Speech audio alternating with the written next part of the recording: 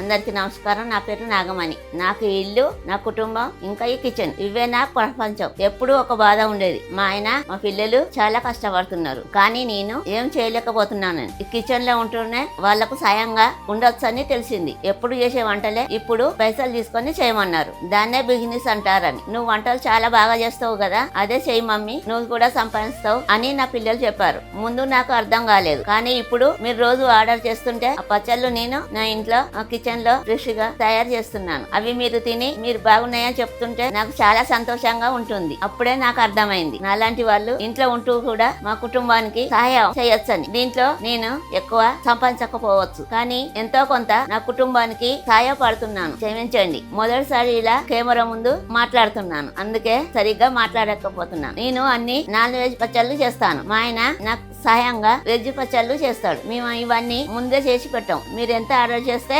అంతవరకే ఫ్రెష్ గా తయారు చేసి పంపుతాం. ఒక్కసారి మమ్మల్ని నమ్మి ఆర్డర్ చేయండి, మీకు తప్పకుండా నచ్చుతుంది. చెప్పలేదు కదా, మా బిజినెస్ పేరు అవలేక పికిల్స్. ఇంకా పేరు సరిగ్గా పలకలేకపోతున్నా, కానీ త్వరలోన నేర్చుకుంటాను. అందరికీ థ్యాంక్ యూ.